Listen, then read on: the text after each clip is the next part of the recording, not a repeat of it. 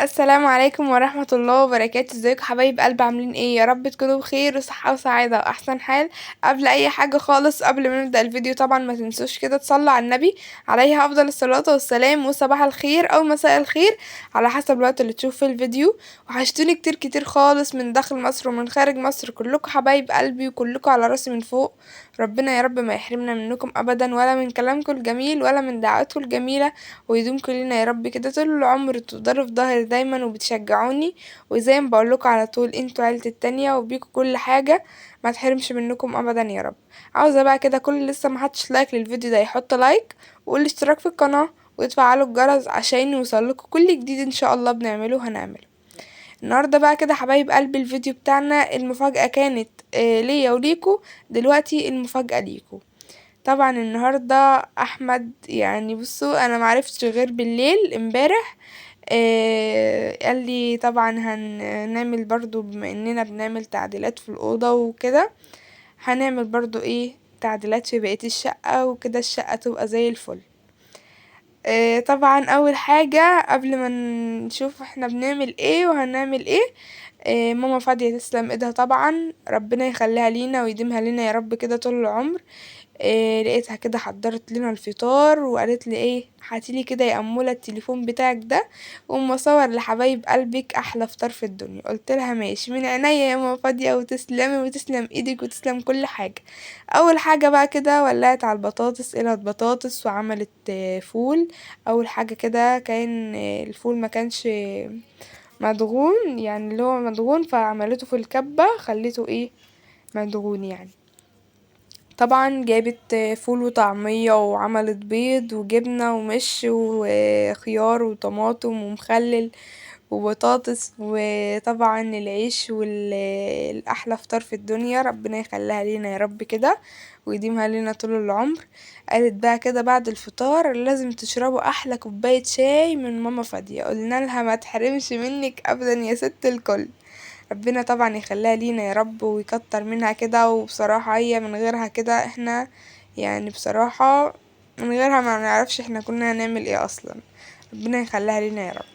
فطرنا والحمد لله، و احنا بقى كده كنت طلعت انا واحمد نكمل شغل فوق، وهي بقى ايه قالت هغسل المواعين واظبط الدنيا كده. طبعا اول حاجة اجت عليها وعملتها، غسلت البوتاجاز كويس. وبعدين هتعملي ايه تاني يا ماما فادية يا قمر انتي؟ طبعا هي غسلته الاول بسبونشة وبصابون، وبعدين مسحته بقماشة، وبعدين نشفته بمنديل كده عشان يبقى بيلمع كده وزي الفل. وطبعا بقى غسلت المواعين. اول حاجة عملت لنا فطار، وبعدين بعدين عملت لنا شاي، وبعدين غسلت البوتاجاز كويس وغسلت المواعين. بصراحة ربنا يخليها لينا ويخليكوا لينا ويديمنا لبعض كده طول العمر كلنا ونفضل عيلة واحدة. نشوف بقى كده ونشكر كل حبايب قلبي، كل حبايب اللي على راسي من فوق طبعا، اللي علقولنا امبارح في فيديو الأوضة. عايزة اقول لكم انكم على راسي من فوق والله العظيم، ربنا يخليكم لينا كده ويديمكم لينا طول العمر. وطبعا وجودكم في حياتنا ده شيء حلو خالص وبيفرق معانا اصلا وجودكم. فيا رب ما يحرمنا كده من وجودكم في حياتنا ابدا ابدا، وتفضلوا كده بتشجعوني وتدوني كده طاقة ايجابية، وانا برضو اديكوا طاقة ايجابية واشجعكم برضو، ونفضل مع بعض دايما طول العمر ونشجع بعض كده. بشكر كل حبايب قلبي اللي جبروا بخاطري امبارح وقالوا لي يا امل الاوضه كده شكلها حلو. بصراحه انا حسيت بفرق كبير جدا وفرق جميل جدا بين شكل الاوضه الاول وبين شكلها دلوقتي. حسيت كده ان الاوضه نورت، ويعني بصراحه حسيت كده بوسعان الاوضه، ان الاوضه وسعت خلاص ونورت كده. الاول كنت حاسه ان الاوضه مقفوله والاضاءه اصلا ما كانتش كويسه. فكان كذا حد بالشك برضو من الإضاءة في الأوضة، لما اجي اصور في الأوضة يقولي امل الإضاءة مش كويسة، الألوان عاملة في بعضها مبوظة الإضاءة. فطبعا خلاص ما عدناش هنشتكي من حاجة، وهنظبط بقى كده الأوضة مع بعض. بس ان شاء الله الفيديوهات الجاية روتينات طحن، روتينات ضرب نار يعني بصوا بمعنى الكلمة. يعني بس برضو يعني ايه، عاوزة اقول لكم ان طالما عملنا حاجة حلوة إيه مع الترتيب كده هتبقى، بصوا انا عاوزة اقول لكم ان انا حاسة كده ان شقة عروسة كده لسه، اوضة عروسة كده لسه بتتعمل جديد، والدنيا كده متظبطة. فطبعا فرحتي بالدنيا كلها وفرحتي بيكو انكم كده بتشجعوني وبتفرحوني، دي بالدنيا كلها والله، ربنا يخليكم لينا يا رب. وطبعا بقى يا جماعة نشوف احمد عمل لنا ايه وفاجئنا بايه. نسلم على احمد ازيكم يا بقى. حبايبنا، عاملين ايه؟ صباح الخير او مساء الخير في حسب الوقت اللي تشوفون له الفيديو. طبعا البلكونة عندنا كانت متبهدلة بقى، رطوبة وحاجات كده، دهان كانت طالع ما كانش عاجب أمولة خالص. هي ف بص عاوزة اقول لكم ان البلكونة كانت اول حاجة كنت عاوزة اغير دهانها، بس احنا ما غيرناهوش طبعا. كنت عاوزاها تكون يعني مثلا تتجدد، الدهان يتجدد علشان بصراحة شكلها ما كانش حلو خالص خالص يعني. أمولة بقى مسكت شايفين؟ الكف ده يا جماعة وخلت البلكونة أي حتة عايزة تنزل. شوفوهم دمرت الدنيا، نزلت نص لا انا كده لسه البلكونة. ما دمرتش، انا هدمر كمان شوية. دمرت الدنيا. بصوا يا جماعة، نزلت نص البلكونة. المهم انا كتر خيرها والله، تعبت معايا كتير. لازم البصمة بتاعتها كده في كل حيطة وفي كل امال جدار. ايه؟ طبعا بقى ايه، نزلنا اللي فوق، واللي نزلنا اللي كان فيه رطوبة. مسكت السقف كده بقى ايه زي الصنايع النضيف كده قبل الشغل كده، يمسك احلى الدنيا صنايع في الدنيا يروقها طبعا. من العفار كده. مسكت نضفته تنظيفة حلوة. وطبعا الأبيض ده عازل للرطوبة، عازل قوي جدا يا جماعة للرطوبة بره للبلكونات ولأي رطوبة يعني، بأمانة عازل قوي قوي يعني، ما شاء الله عليه. عزلنا البلكونة طبعا من اللون اللي كان عليها كامل. وبعد ما عزلناها بقى شفنا المعجون. طبعا هتتابعوا معانا الفيديو.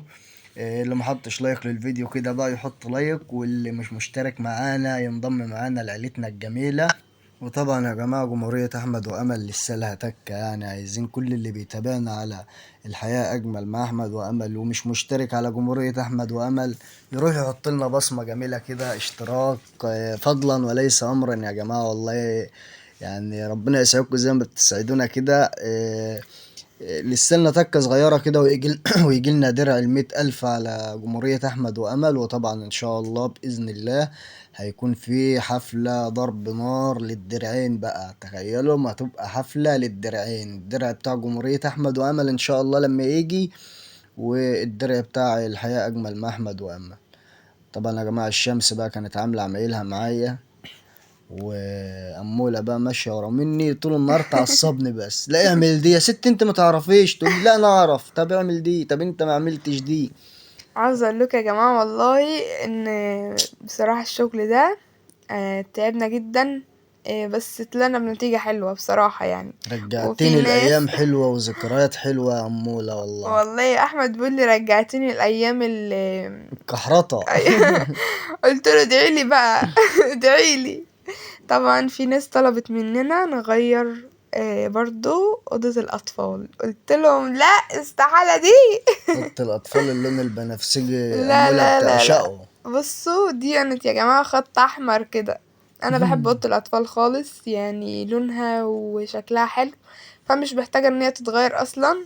وبرضو حاجة تانية احنا برضو يعني عملنا مجهود كتير بتاع البلكونه بالذات. الاوضه ما خدتش شغل كده، لان اصلا ما كانش فيها رطوبه، كان فيها بس خرابيش من الخشب كده. لكن البلكونه بص عاوزه اقول لكم ان هي كانت مقشره، والتقشير ده كان مبوظها خالص. طبعا بقى بعد ما خلصنا العزل بقى جينا بالمعجون. معجون برضك عازل يعني، مش معجون بلاستيك عادي، ده معجون للعزل برضه. كل الشغل اللي احنا بنشتغله ده يا جماعة لغاية الآن لسه ايه لسه عزل. بنعزل اللون القديم وبنعزل الرطوبة. اه. الله شكلك زي المعلمين يا لا، ايه ده؟ دي الحلاوة دي يا لا. شايفها بنت خبطة الصبع. لا لا جامد. طبعا الشمس بهدلتنا الله يا جماعة. بس يعني ايه، انا مينفعش اصلا يكون في بيتي شغل دهان واقعد يعني. ما يجيليش خلق ان حد يكون شغال في الدهان في بيتي وانا قاعد، فانا اختصرت يعني. قلت اعملها انا وخلاص. طبعا يا جماعة عاوزة اقول لكم ان احنا صاحيين من بدري علشان خاطر الشمس، لكن برضو يعني هي قالت لنا لازم اجي عليكم يا نجي عليكم واخليكم كده مش عارفين تشتغلوا. لا بس الحمد لله يعني لا اشتغلنا بس شوية قبل خلصنا يعني قبل الشمس. ما الشمس تطلع، يعني عملنا شغل جامد يعني جامد بصراحة. طبعا بقى يا جماعة ايه المعجون ده دي اول سكينة، وبعدين ردينا عليها سكينة تانية كده عشان ايه تبقى بمساوية الجدار، يبقى كده حاجة كلها يعني استقامة واحدة كده ومية واحدة كده، الجدار كله يمشي مع بعضه، ما يبقاش حتة عالية وحتة واطية. شايفة يا الله. شايفين بقى يا جماعة التقشير الابيض الله ده عليك يا انا اللي ابني، مقشراه الله بقى. عليك يا ابني، الله عليك وعلى لمسة ايديك. ياه. لا لا، ياه. معلم معلم في السليم. تعرفي تقعدي في الحتة الضيقة دي، ما اه يقعدش طبعا. فيها غير المعلمين. والله. طبعا ادانا لكل اللي محتاج معجون كده في الجدار، معجناه كويس. رجعت انا رديت عليه طبعا، وطلعنا بقى نزوي للتشطيب، نزوي كده الزوايا اللي فوق وحوالين الجبس كده، عشان ايه الرولة واسعة ما تخشش تبهدل الدنيا كده في الحتت الضيقة.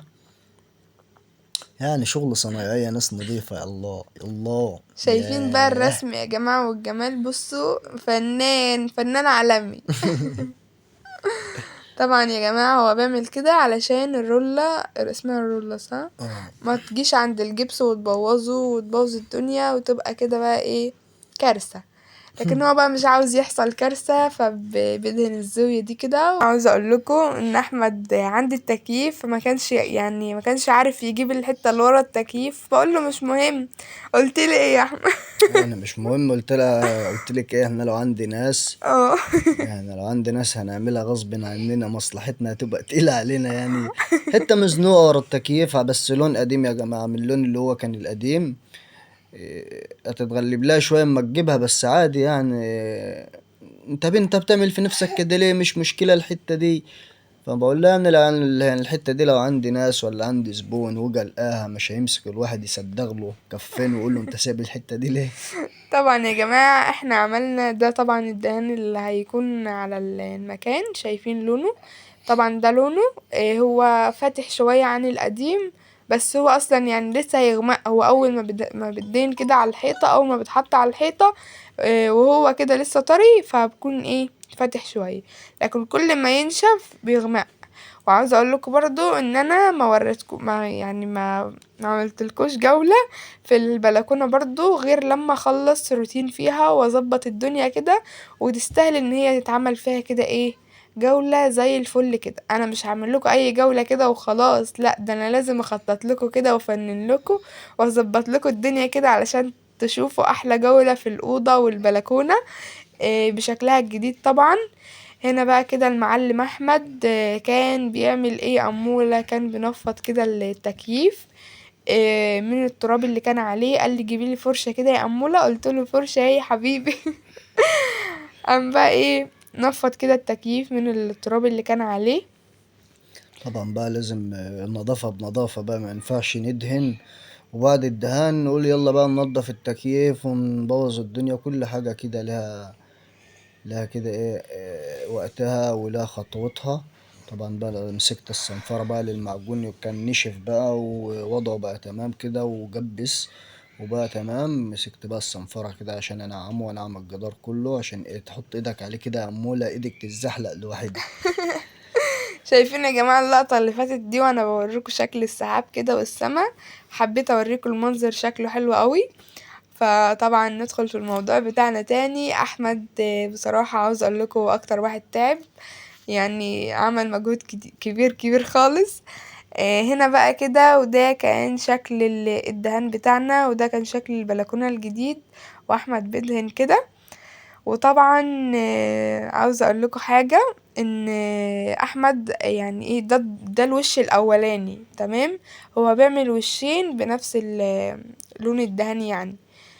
فاحنا عملنا معاكم الوش الاولاني، والوش التاني بقى ايه عملناه كده مع نفسنا عشان برضو ما نطولش عليكم، ويكون الفيديو كده ايه فيديو حلو كده وقمر زيكم.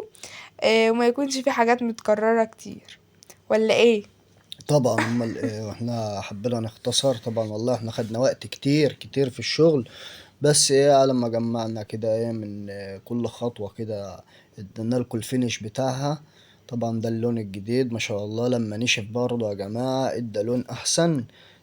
مأمولة تنضف الدنيا كده وتروق الدنيا هتبقى توريه لكم. طبعا بقى أمولة مسكت يا جماعة الجنب بتاع البرامع ده، قالت لي ده بتاعي عليا ده. قلت لها ماشي يا أمولة اللي انت عايز اعمل ايه بقى، هي غاوية تعب كده يا جماعة، بس يعني ايه. هو انا مش غاوية اتعب ولا حاجة، بس انا بحب اشتغل يعني، مش بحب اقعد كده حاطة ايدي على خدي.